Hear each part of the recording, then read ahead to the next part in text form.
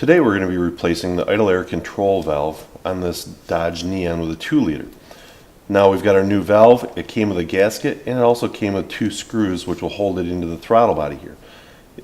If it came with the new components, let's use those new components. So first thing we need to do is disconnect the electrical connector. Now because of the high mileage on this vehicle, plastic's a little brittle, I'm going to use this plastic pick to help me release the electrical connector and its lock. You can see that thing's stuck on there pretty well. So we get it disconnected. That's out of the way. Now I'm going to take my ratchet with my swivel socket, and we just have 2 screws holding this in place into the throttle body. So let's go ahead and remove both of these old screws. We don't want to drop it, but we can discard the old ones because it came with the new ones. Now this one's relatively easy to access. We don't even have to remove the air cleaner or the throttle body on this particular one.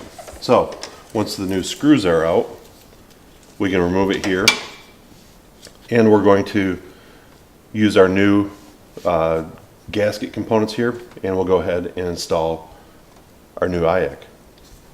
Now using our new screws, I'm going to reverse the removal process and reinstall our new IAC valve. Now we want to be careful because remember these are getting threaded into the plastic throttle body here, so we don't want to overly tighten these, but we're going to just get them down good and snug. We want to make sure there's no vacuum leaks also. So we'll tighten these, get them good and tight, but let's not go too tight because then we run the risk of snapping or stripping out the plastic inside the throttle body.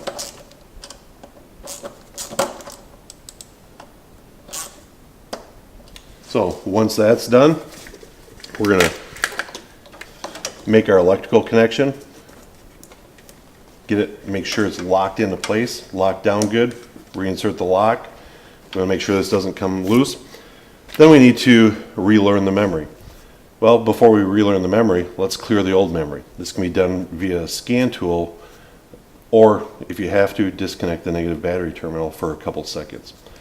Then when everything's been cleared, we're going to do an idle relearn.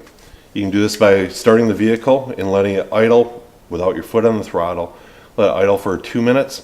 Then we're going to put it in gear with our foot on the brake and let it relearn that for 2 minutes. Then turn the air conditioning on for 2 minutes in order to let it allow to compensate for the new engine load.